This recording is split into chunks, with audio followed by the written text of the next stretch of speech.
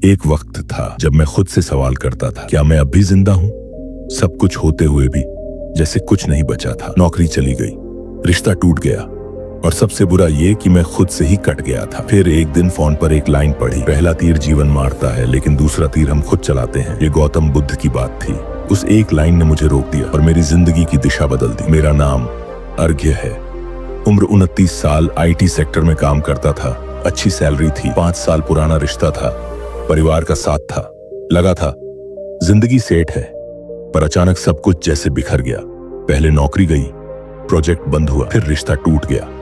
उसने कहा, तुम खुद को प्यार नहीं कर सकते तो दूसरों को कैसे करोगे? मैं चुप था, शायद वो सही थी।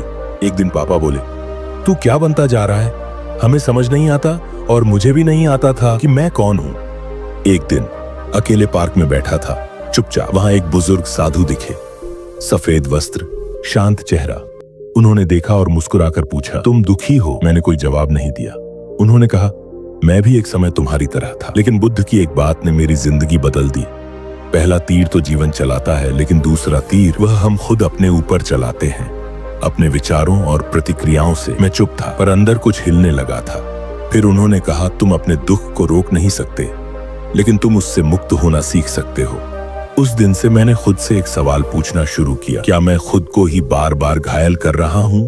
हर सुबह आईने में देखकर सोचता, नौकरी गई, ये दुख तो था, लेकिन मैं खुद को कोस कर उसे और बड़ा बना रहा हूँ। रिश्ता टूटा, लेकिन मैं खुद को गुनहगार मानकर और तकलीफ में डाल रहा हूँ।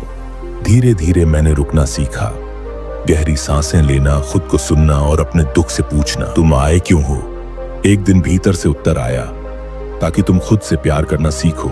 अब भी जीवन परफेक्ट नहीं है, लेकिन अब मैं होश में हूँ। अब जब दुख आता है, मैं उससे लड़ता नहीं, भागता नहीं, बस सुनता हूँ, क्योंकि बुद्ध ने कहा था, दुख तुम्हारा शिक्षक है, अगर तुम सच में सुनो। और मैं सुन रहा हूँ। दोस्तों, क्या आपने भी कभी ऐसा महसूस किया है? क्या आपके साथ भी बार बार वही तकलीफें लौट कर आती हैं? तो बस एक बार रुकिए, खुद से पूछिए, क्या मैं दूसरा तीर खुद चला रहा हूँ?